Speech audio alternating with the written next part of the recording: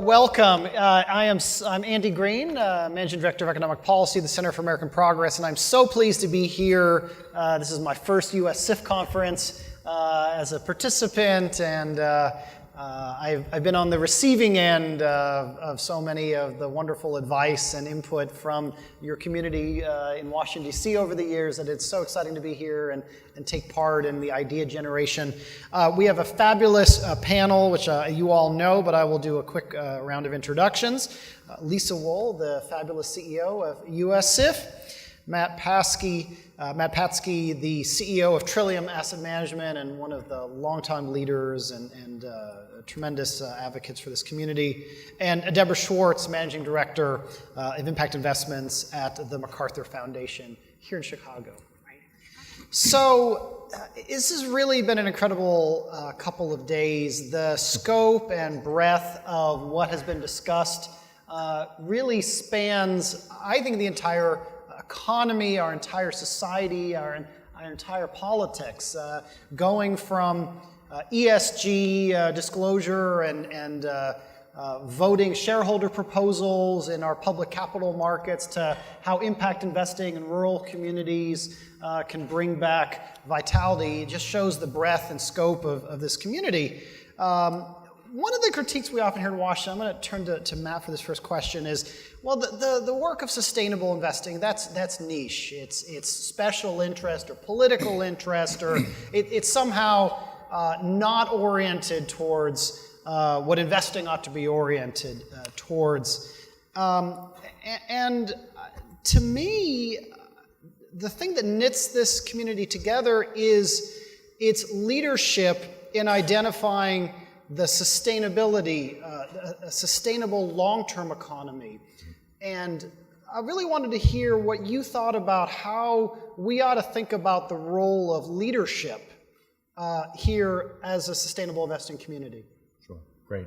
Thank you, Andy. I think the issue of incorporating environmental, social, and governance into the investment process and looking at sustainable characteristics has often been characterized as a left versus right, a political issue. That's the progressives versus conservatives, and it's not, and it shouldn't be viewed in that context. And we are not talking about any sacrifice in return in order to look at the long-term sustainability of business models. We're talking about characteristics that are very relevant and material to the long-term performance of companies and the return characteristics to shareholders. So there isn't a disconnect. This is additional information which is material that should be incorporated into the investment process. And when this organization was founded, it was on the belief that over time this would become more mainstream, that over time large players would enter the field, right? BlackRock would be here integrating environmental, social, and governance, right? And today they are, right? So on some level, we're proving that out. The mainstream still believing that this information isn't relevant, I think leads to us needing to indeed continue to demonstrate leadership and educate, and it's why this conference is so important. And I think there is still there's an education process we just have to continue to do. And the good news is there's now groups within almost every one of the major asset managers who are doing this and believe and are incorporating these characteristics and looking at it from exactly that perspective of how this fits into selection of more sustainable business models over time. If I can push this for just a second, Lisa, I want to ask you. I mean, to me, the leadership that this community provides really covers the waterfront. If you think of the shareholder proposal process, much of what is going on, sometimes is talked about as risk management and identifying the things that are going to 5, 6, 7 years later everybody needs to deal with. So, you're out saying in advance what those things are. But it often goes beyond that, because if you think about what is the possibility of driving change and building an economy that is sustainable and inclusive and more productive. I mean, this is a community that's providing that leadership through this process. I mean, how would you characterize the leadership role here of sustainable investing? Well, in terms of public policy? Public policy and in terms of our entire economy. Right. Well, you know, one thing I think that's really interesting is, as Matt said, the assets involved in this have certainly grown, and it's become more widely incorporated by what I would call sort of conventional investment firms. What I think is interesting is, you know, when you look at the number of assets that showed up in our trends report at 8.72 trillion in 2016, it was our belief that regardless of who won the election, that growth would continue. And we'll get into this a little bit more, I think, when we talk about specific policy issues. But what I've heard from Matt and other firms is that they're hearing more and more from investors who are interested in SRI or ESG perhaps for the first time because of their desire to actually take on these very important environmental, social issues through the investment process, perhaps because they're really interested in the investment process, or perhaps partially because we now have the federal government closed for business, really. You know, I kind of think of like that closed sign, the door shut, in terms of really moving forward on environmental and social advances. Yeah, no, it really highlights just how important the work here is. Deborah, would love you to jump in on this comment, but if I could also just add another wrinkle here, if we think about leadership perhaps at the local level and a lot of the work that has been done, whether it's Benefit Chicago or other local work of impact investing, is again about creating the places where there are barriers to an inclusive economy, barriers to having an economy where more people can participate productively and grow. So it is about creating sustainability over the long term.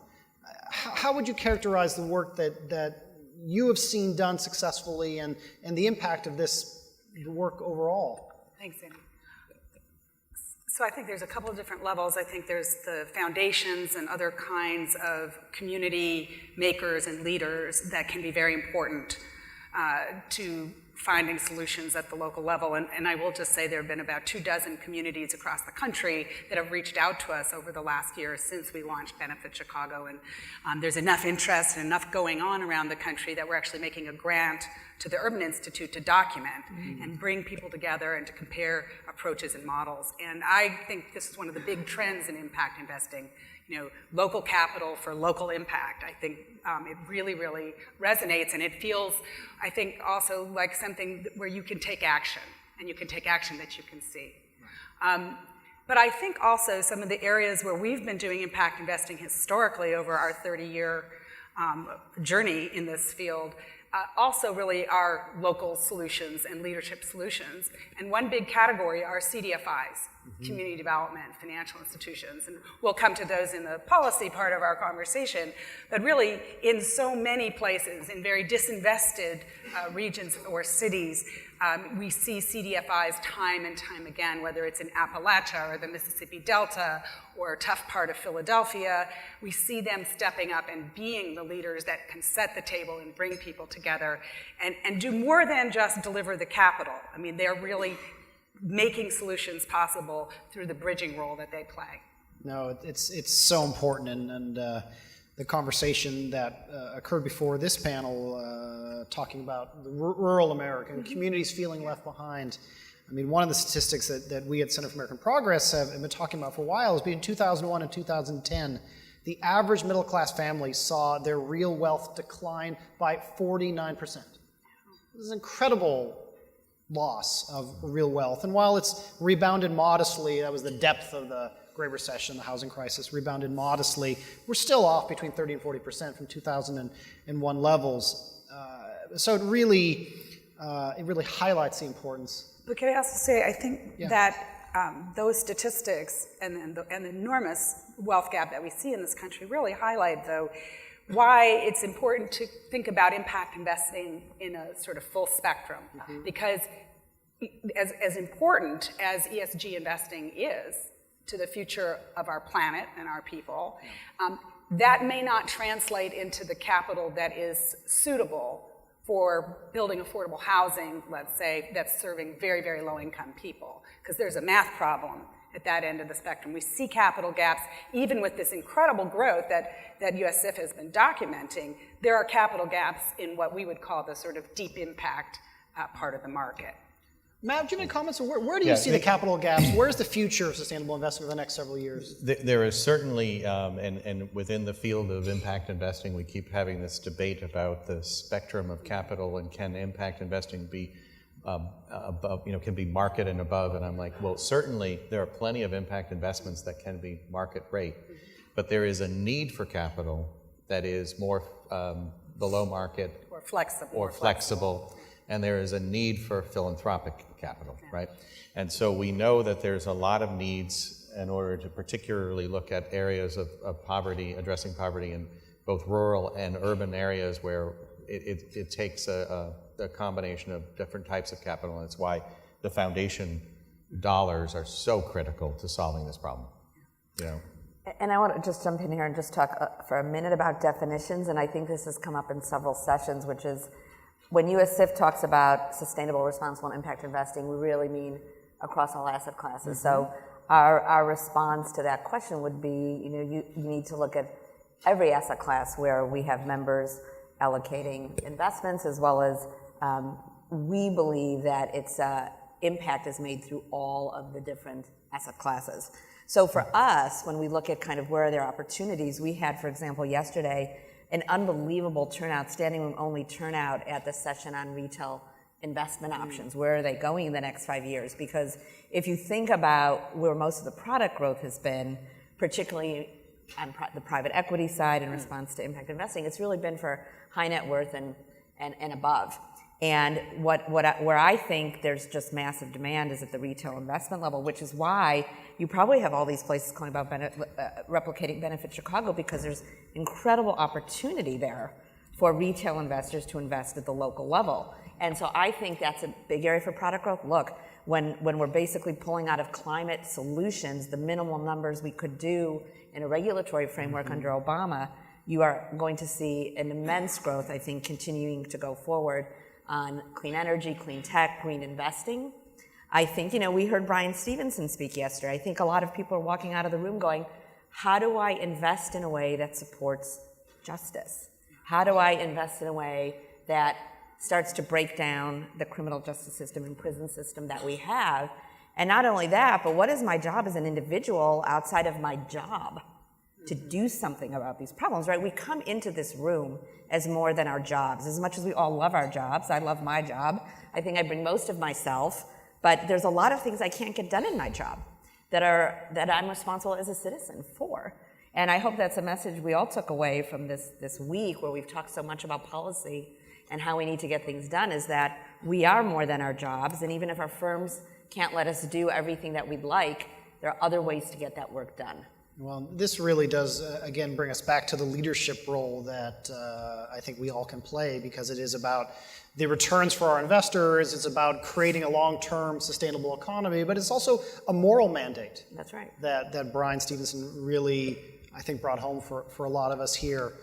And those things go together, and knitting all these parts together. And one of the amazing things that I think, again, struck me this weekend is how the work that we're all doing identifies the problems that we need the rest of society, the rest of the economy, the rest of the political system, the entire world to be responding to. But I think on that point, I mean, and this gets back to the issue of sort of where are assets going in this new climate. I mean, how apt was a new climate for investing in impact, really? We picked that 10 months ago. We could hardly know how apt it would be for this conference. But I do think there's and I don't mean an opportunity in a crass way, I mean an opportunity in a way to start talking about the work that we do. There are so many Americans who are concerned about how we address the environmental and social problems we have, related to governance issues as well in boardrooms. And I think this field has an incredible story to tell. Our impact paper tries to tell the story for all of you, on why this field has made a difference. If you think about our trends report, is the qualitative assessment of where the field is, how many numbers, who, how. The impact paper is a story of why, right? Why. And all of us need to be better at telling that story of why. And while we're in this environment where there's going to be such an immense, not just pullback, but destructive nature, I'm afraid, on key issues that all of us look at in our investment process, there's an opportunity to tell this story of this is one way that you can affect change and you can affect advancement in environmental and social issues. And I think we really need to think about how we're going to do that in this climate for the next 3 years and 8 months, 9 months, whatever it is. Well, it's extremely important because there is a well-organized group, or many groups, in fact, that make very strong and well-developed critiques of all of the tools that we deploy every single day, from shareholder proposals to baseline disclosures to, frankly, the entire CDFI world itself, and more. And those critiques are, I argue, extremely narrow-minded and very short-termist, and ultimately not in the long-term benefit of even the people they claim it is for. But having a coherent argument to counter that and to be able to knit together all the particular issues that draw us in and that attract our interest, but be able to say, no, this is about building a sustainable, about building a long-term economy, is really helpful in defending the tools that are so essential to doing our job. I want to turn to the threats and the, in some cases, opportunities, but mostly threats to both those tools and to the issues, the policy issues that we care about. Maybe actually I'll start with Matt, but then also go to Deborah very quickly on, and I'd like Lisa maybe to back cleanup on what do you see as the major threat to the toolkit that you have developed? I think the greatest threat we have addressed, although there's certainly plenty of threats from Washington. And the good news is there's lots of states and municipalities working on trying to come up with countermeasures. And these may be the opportunities. But on the threat side, as we were discussing just before this panel, the Anti-Choice Act. Wrong Choice. Wrong Choice Act. The idea that you could strip away the rights of shareholders and somehow end up with a better outcome is ludicrous on the surface.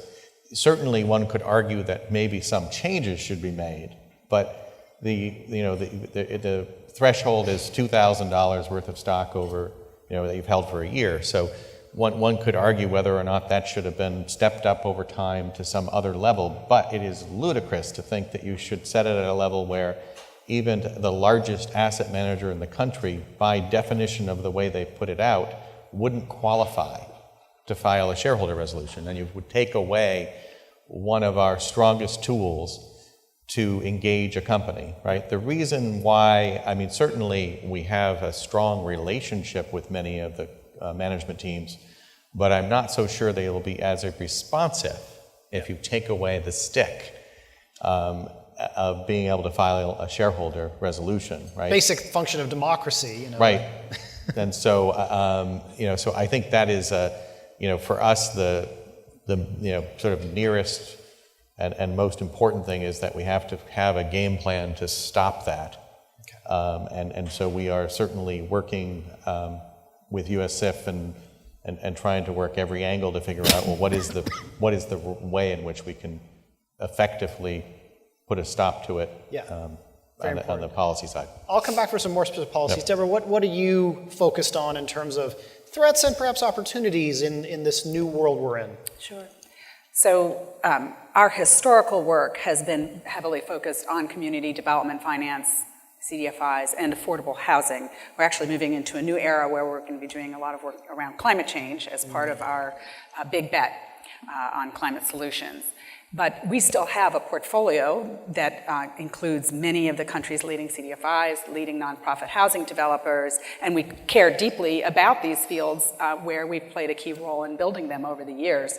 So just quickly, both tax and budget things that we see, there's enormous disruption that has already occurred in the low-income housing tax credit market because of the prospect of tax reform. And one statistic I saw was that if you were to go from the 35% top rate down to a 15%, it would shrink the market of available equity through the LIHTC program by $2.2 billion a year. And that is really, really substantial. Like that's close to a quarter. There is a bill that would make changes to the LIHTC program that would help offset that. I think... And LIHTC is low-income tax? Housing tax credit, yes. Sorry, thank you for the decoding. We're acronym-free up here. Totally get it. Thank you. So that's a market that's in turmoil, kind of real time, but shaking out, and I think where there is a pathway forward. The CDFI fund was zeroed out, or virtually zeroed out in the budget Community proposal. Development Financial Institutions it's Fund, which at is the a fund at Treasury. U.S. Treasury Department. You're doing what I always do There we as a go. moderator, like make people not talk in tongues. Yes. The U.S. Treasury Department CDFI fund was nearly zeroed out in the budget proposal, but actually came out of the process in the omnibus bill with a slight increase. What does that fund do, just for those who are not as in the... It's actually quite a small program, by federal standards, less than $250 million a year. But the reason it's so powerful is that it provides capital grants. I mean, it does a couple of different things, but the core work is providing capital grants that CDFIs can leverage, 2, 4, 6, 10 times over by bringing in debt. So it's really... It's that loss-absorbing base that allows them to go out and do right, the and work. since it came into existence in the mid-90s, you really see this incredible growth in the field. I would just say on that front, we've seen this show before. I was on the Treasury Department's advisory board for the CDFI fund during George W. Bush's tenure, and they cut it way, way down, but then things changed and it came back, it grew back. And I don't know exactly, but I think you would have to actually repeal the legislation that created it, which is why I think we're more likely to see it. The risk is starvation, and how to hang on. And then finally, in the housing arena, there's a tremendous amount of concern around budgetary outlays for things like the Section 8 program. Again, was going to see big cuts and came through with a slight increase.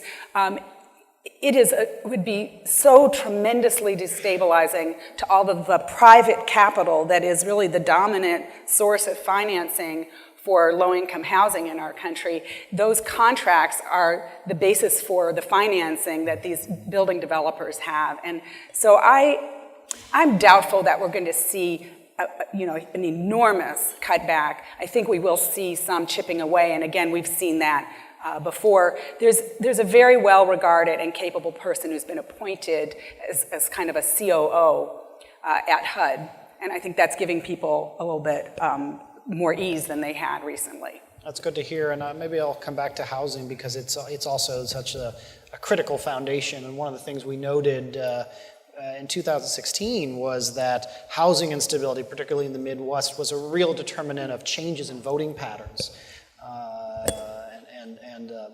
33% of the places that swung from one direction in 2012 to another direction in 2016 were actually saw an increase in underwater homes during that period, which is really striking. The thing I want to also mention from the last time around where CDFI fund was threatened was this is really a program that can garner, we know it can garner bipartisan support. And what's really critical is that local piece of getting to the congressmen and showing them projects in their districts so that they can see what is at work. And, I'm optimistic that under Lisa Mensa's leadership, fresh leadership at OFN, Opportunity Finance Network, I think they can mount a robust effort there. Yeah, particularly given her background as the former undersecretary at the USDA, brings that tremendous rural credibility. Lisa, help us clean up. What are the threats that you see out there, both in terms of the toolkit and in terms of a couple of the major substantive areas that are right in front of us? And I have a couple probably to add. Okay, so I just want to, pick up on what Deborah said a little bit, and we heard from Southern Bancorp, for example, today at the Rural Communities and Small Cities panel. And if you think about kind of rolling back funding for CDFIs, and you think about potential rollbacks in housing, and you think about the fact that the House has just voted basically to remove tremendous amount of healthcare coverage, and where is all of that need going to be met? And you think about sanctuary cities, which is where a lot of these human needs exist in massive form, losing potentially federal funding, and you start to think about a real crisis at the local level in so many different ways, because you as I'm listening to you, I'm starting to think about all the other pieces that are already out there that really contribute to a massive social crisis at the local level. Building on what Matt said, the Choice Act is so, for those who may not know, it's basically, you could just consider it, let's take a hammer to Dodd-Frank. I mean, that's really what it is. Choice is kind of a funny little euphemism. And while the 14A8 shareholder piece, which some of you may have not been in some of the sessions where we talked about it, we did talk quite a bit about it at Member Day, where we had a policy briefing, and there was a shareholder rights breakout session. But essentially what it does is, as Matt was saying, is it takes the current shareholder process, which requires $2,000 of company stock in order to participate, and says you need to own 1%, which is somewhere for most publicly traded company in the several billions of dollars, which I'm sure each of you has to deploy. And so it's not even an attempt to be kind of looking like, as Matt said, you want to modernize. It's kind of like saying we're going to eviscerate. Yes. And so, but that is only one piece of the lovely Choice Act, which is 574 pages.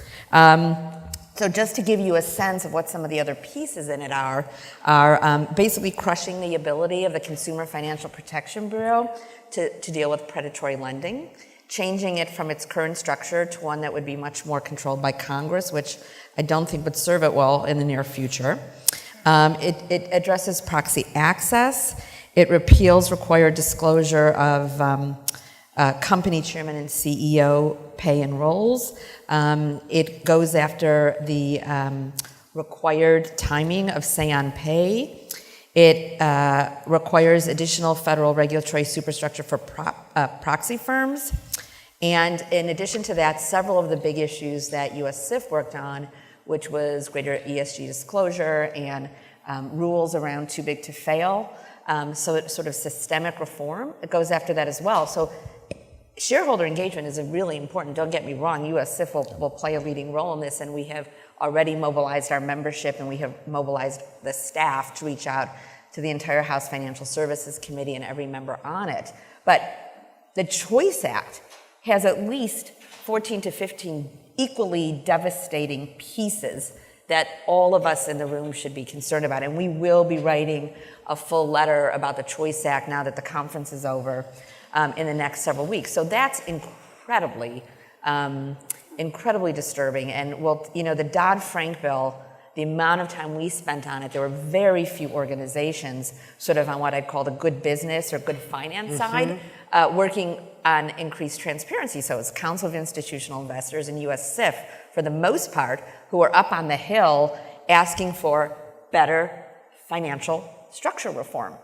And so we'll have more partners. We have a whole group of people. US CIF put together a broad coalition of organizations running across the sustainable investment, sustainable business, labor, nonprofits like Center for American Progress and Public Citizen and others to sort of figure out ways to work together. Of course, we're working closely with colleague organizations like ICCR and CERES and CII and so many others, because in addition to the Choice Act, you have the SEC, where the acting chair, and he was the acting chair, I guess there's another chair now, but during the brief few weeks he was acting chair, took it upon himself without any consultation with the only other commissioner to start to roll back some of the rules that resulted from Dodd-Frank. Congress, I think in its first 2 weeks after the election, just eviscerated one and made it go away, one that many sustainable investors have worked on for a long time. And so the extractive disclosure to governments on payments in the extractive industry. That just went away. And so, you know, these were hard-fought changes. Many of them went through legal challenge. It took years to get rules. The pay disparity rule came out on like January 1st. So as I said, maybe 3 months was too long. You know, we had to get rid of it. 5 months would have been like catastrophic, I guess, if we had that in play. So and each day, one of the things that's so hard, I think, for those of us who work on public policy now is that we have no idea what each day will bring. So we try to prepare as much as we can based on rumor and innuendo of what might be coming so that we're ready. But it's so hard to do that and to be effective and then to do the rest of your work, like let's have a conference and let's put out research and those sorts of things. And I think that's the great challenge right now. Absolutely. It can change by the hour. Absolutely. Absolutely. But I think that's why it's so great that there are organizations like USIF that are keeping watch, because the rest of us, are not able to do that as well. I just think that there's a link between your question about the mention of the Consumer Protection Bureau, CPFB, and your earlier comments about people who are very, very low income. There's just a profound impact from predatory lending. The wealth that is stripped away from the people who can least afford it, whether it's a predatory auto title loan, whether it's bad check cashing practices, whether it's the mortgage itself that, where we finally got to a place where people actually are assessed based on their real ability to pay. Right. And I think the prospect of losing all of that just will send us in so much in the wrong direction when it comes to the wealth inequality that you were talking about. For precisely the people who were most supposedly going to benefit from a lot of the promises that seem to be made in their behalf. And I would say the reason USIF was so engaged in the CFPB, and we even got engaged in it when on the recess appointment of the original director, because that wasn't going to happen. It was hanging out for so long, is because so many of our members are CDFIs who are doing lending the right way, right? They're doing the lending the right way. And so we felt it was really important to be another voice speaking on behalf of that kind of appropriate educational, non-predatory lending, and we'll continue to do that because it's incredibly important. And I'm going to highlight a couple of other things that haven't been mentioned so far. Certainly, attacks on, the Choice Act has titles and titles of horrificness, whether it's repeal of the Volcker Rule that is near and dear to my heart, having worked on it with Senator Merkley, to just completely undermining so many of the ability to wind down a large financial institution that has failed. Nobody disagrees that we ought to be able to wind down an institution that has completely failed, and yet that is one of the pieces of this bill that is really just laughable, but is unfortunately in front of us. So let me also highlight a couple of other things that haven't been brought up. One is the Regulatory Accountability Act. This is a bill, I'm sure you're familiar with it. Yeah, but I think you're the expert. Well, let me just say a couple words about it, and then I'll jump to one more thing, and then I'll come to another question. So the Regulatory Accountability Act is a bill that is across the entire regulatory structure. Covers everything from EPA to financial regulators, SEC, Department of Labor, Nuclear Regulatory Commission, you name it. All would be subject to massively increased cost-benefit analysis, not in a kind of reasonable way like Matt is talking about, we're going to modernize this or that, but in a way that really is about shutting them down.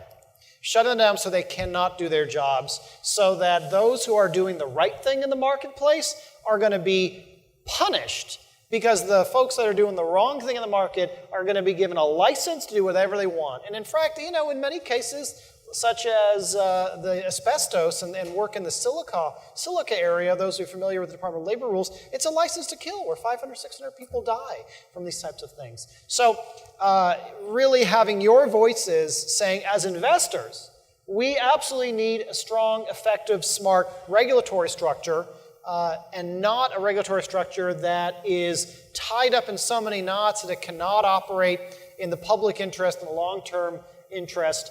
It's really, really very important. And the markup for that bill is next week out of the Senate Homeland Security and Government Affairs Committee. So I would encourage everyone to pay attention to that. You can get more information at our website, the Center for American Progress, if you just look at our main page or on the economy page under regulation.